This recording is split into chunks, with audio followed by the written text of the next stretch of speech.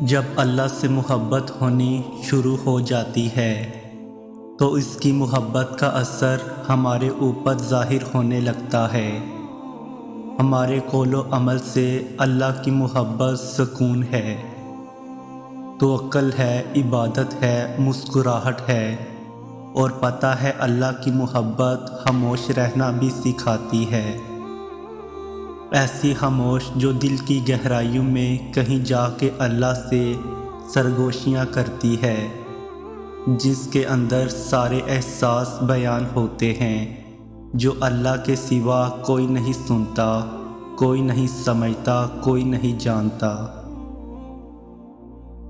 جن کو اللہ نے ہدایت دینی ہوتی ہے ان کی زندگی میں ایک وقت ایسا آتا ہے کہ ان کا دل گناہوں کی لذت محسوس کرنا چھوڑ دیتا ہے۔ یہ اللہ کی طرف سے اشارہ ہوتا ہے کہ اب بس بہت ہو گیا، آ جاؤ میری طرف، لیکن ہمیں سمجھتے ہوئے وقت لگتا ہے۔ یہ جو مایوسی اور بے چینی رگ میں پھیل جاتی ہے، ہمیں کوئی راہ نجات نہیں ملتی، یہ اس کی طرف سے بلاوا ہوتا ہے۔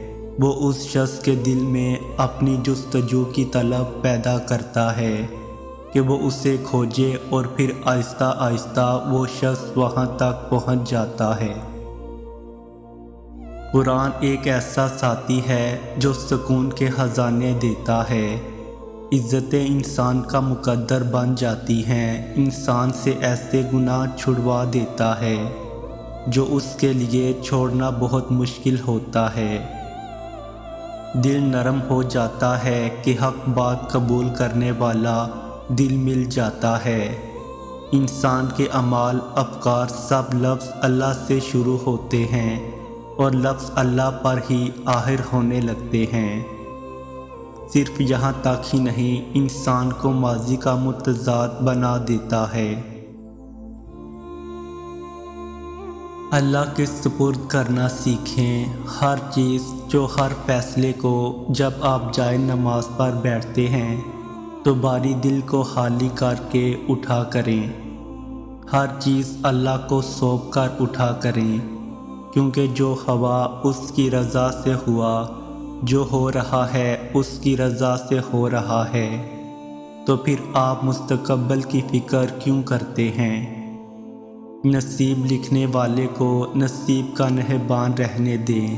آپ اس کے فیصلوں پر سر جھکا کر اطمینان سے چلتے رہیں، یقین کریں اس پر وہ بہترین کرے گا۔ اللہ کا ذکر روح تک میں سکون بھر دیتا ہے۔ غم کوئی بھی ہو، فکر کتنی ہی ہو، پریشانی جتنی بھی بڑی ہو، دل پر لگنے والی چوٹ کتنی ہی گہری ہو، دل کو ایک بار راضی کر لیں۔ وہ اللہ ہے، میرا اللہ منصف رحیم ہے۔